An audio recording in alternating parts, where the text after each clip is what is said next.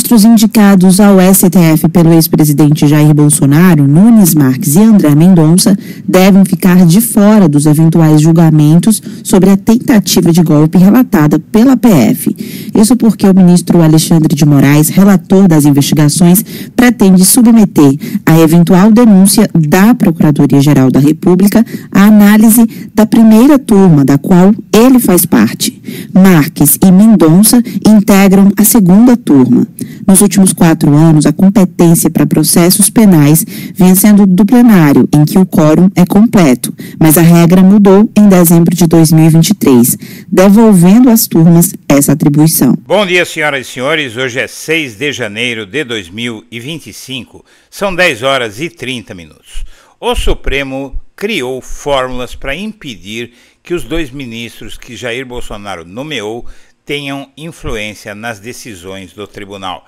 Essa que você acaba de ver neste segundo vídeo é apenas uma delas, mas houve outras tentativas de proibir o bolsonarismo de fazer aquilo para o que o Bolsonaro nomeou esses 2 ministros. O ano de 2025 ficará marcado pela luta inédita da cúpula do Judiciário brasileiro em defesa da democracia e para limpar a política brasileira de uma das maiores ameaças que já produziu. Há que comemorar que o sistema de pesos e contrapesos do sistema republicano desse país funcionou melhor que o da suposta maior democracia do mundo, onde a ameaça à democracia cresce e assusta a humanidade por a maior máquina de guerra da história estar nas mãos de neonazistas assumidos. Essa é outra das histórias que surgem neste momento histórico tão bem descrito por Fernandinha Torres, a nova primeira-dama da cultura brasileira. O Supremo Tribunal Federal foi obrigado a criar instrumentos para anular a disposição subserviente e quase criminosa dos ministros que Bolsonaro nomeou para aquela corte. Nunes Marques e André Mendonça chegavam ao tribunal com a missão de defender os interesses da extrema-direita e de quem os nomeou, mas foram anulados pela maioria democrática dos seus pares.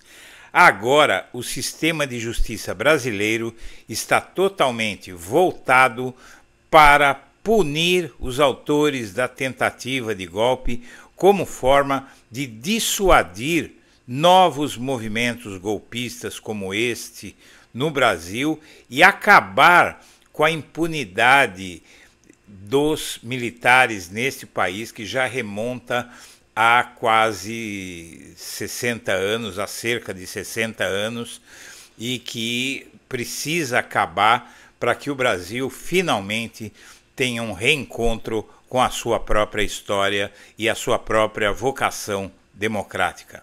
Antes de prosseguir, eu quero pedir a você que acompanha o blog da Cidadania que se inscreva no canal, deixe seu like e compartilhe esse vídeo. Bom, o sistema de justiça brasileiro está 100% focado no julgamento dos golpistas de 8 de janeiro de 2022. O PGR, como todos sabem, suspendeu o recesso para acelerar as investigações de tentativa de golpe e na Procuradoria a palavra de ordem é prioridade para o inquérito golpista. Agora você tem outros fatos que mostram como foi difícil fazer com que as indicações do Bolsonaro para o tribunal, com 2 ministros que jamais chegariam aonde chegaram se não fosse o Bolsonaro, ajudassem o ataque à democracia que estava sendo planejado e dos quais André Mendonça e Nunes Marques eram peças vitais. O Bolsonaro vai ser julgado por tentativa de golpe de Estado na primeira turma do STF. É uma turma formada pelos ministros Cristiano Zanin, Carmen Lúcia, Luiz Fux, Alexandre Moraes e Flávio Dino. com certeza a condenação de Bolsonaro será por unanimidade.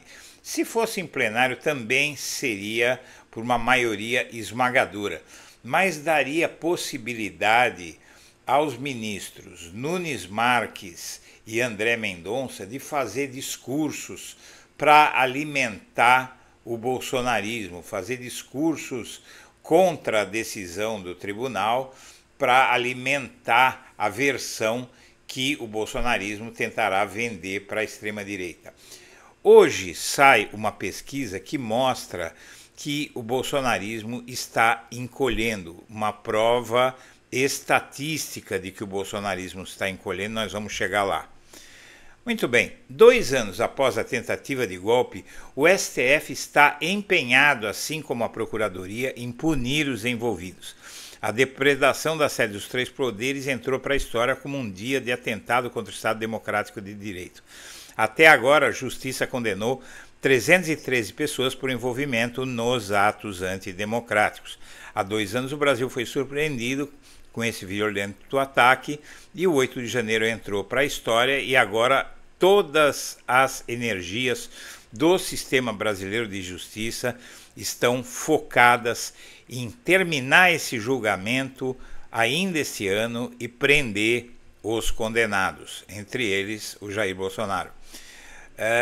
O STF fez de tudo para, inclusive, tornar inatacáveis as suas decisões contra os golpistas.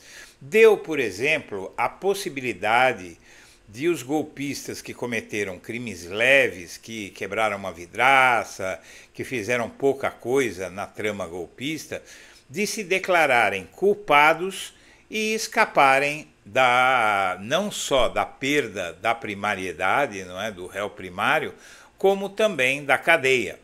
Porém, só 22% dos que receberam essa proposta aceitaram, o que mostra o ímpeto golpista que continua nessas pessoas que estão sendo condenadas, não é? A começar do líder deles. Muito bem, agora o STF pode derrubar uma regra anti-Mendonça e Cássio para liberar votos de Dino e Zanin. Eu vou explicar para você, em linguagem mais simples do que nessa reportagem, o que é que aconteceu. Em 2022, o Supremo definiu que posições de ministros aposentados continuariam válidas. Mas agora Fux, Moraes e Toffoli defendem a revisão. O próprio Moraes defende.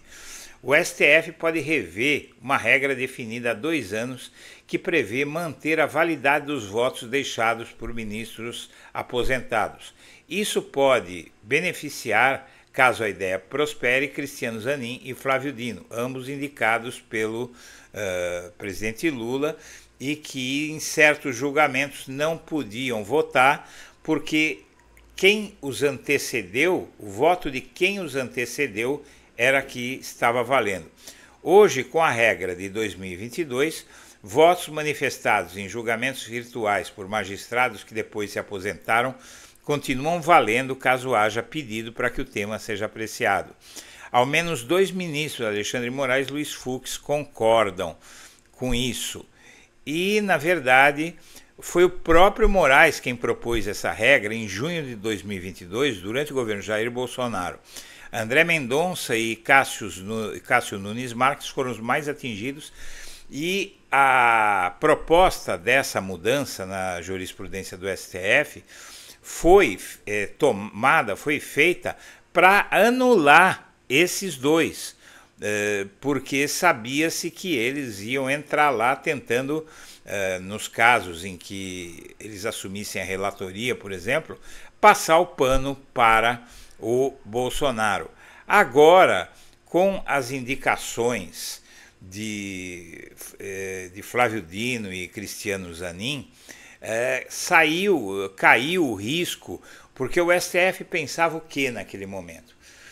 O Bolsonaro pode se reeleger, e se ele se reeleger, ele, além do Nunes Marques e do André Mendonça, ele vai nomear mais 2 ministros.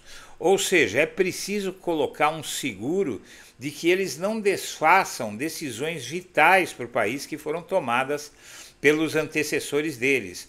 E então aí eles tomaram essa decisão de isolar, isso lá em 2022, sob proposta do Alexandre de Moraes, de isolar, de bloquear o Nunes Marques e o André Mendonça. Ou seja, eles não podiam votar, por exemplo, em questões ali que ideologicamente eles se opunham e acompanhariam as teses do Bolsonaro. Isso foi feito no momento em que se temia uma vitória do Bolsonaro.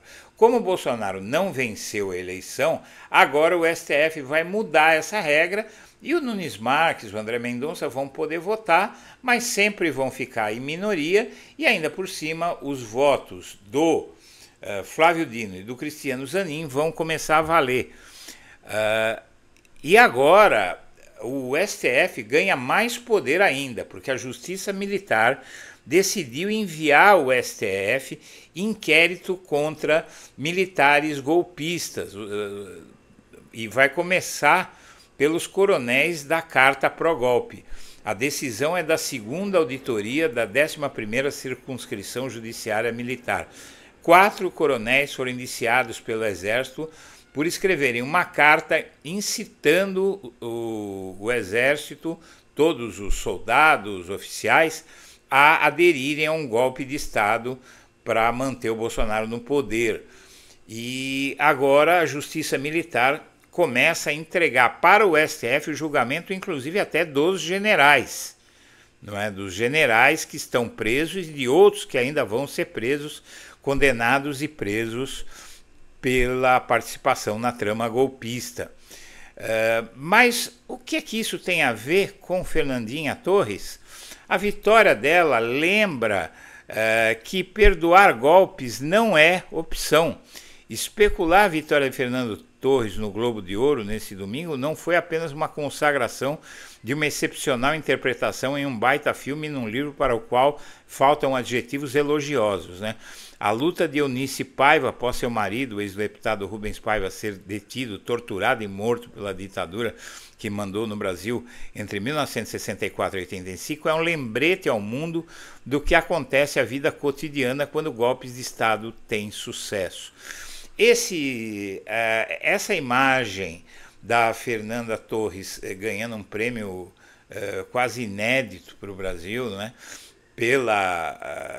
pelo discurso que ela fez, que você viu, dizendo que essa premiação neste momento é muito importante, porque é um momento em que o mundo caminha para o flerte com o neonazismo, que é a ideologia, no fim das contas, de Donald Trump, de Jair Bolsonaro e de outros autocratas ou pretensos autocratas que estão por aí ameaçando destruir a democracia em vários lugares do mundo. Por exemplo, na Alemanha você tem um partido chamado AfD, que tem um Bolsonaro lá na Alemanha chamado Maximilian, se não me engano é Kraus, eu não lembro o sobrenome dele, mas é Maximilian. E esse sujeito e esse partido, eles estão querendo reconstruir o nazismo na Alemanha. Isso é uma grande preocupação nesse momento, porque a economia está perdendo vigor na Alemanha e os moderados de centro estão perdendo apoio popular, né? Isso é muito preocupante. Em um momento como esse, a Fernanda Torres ganha esse prêmio e serve como um recado a essa extrema-direita que vai ser complementado pelo Supremo Tribunal Federal quando condenar todos os golpistas, a começar do principal. E quase 2 anos depois, o 8 do 1 é desaprovado por 86% dos brasileiros. A esmagadora maioria dos brasileiros repudia a tentativa de golpe e, com isso, há uma forte visão da sociedade que não tem que dar anistia para ninguém. Então vamos fazer coro aí à pesquisa Quest e terminar esta live bradando: sem anistia. Senhoras e senhores, eu agradeço a atenção e deixo meu abraço para todo mundo.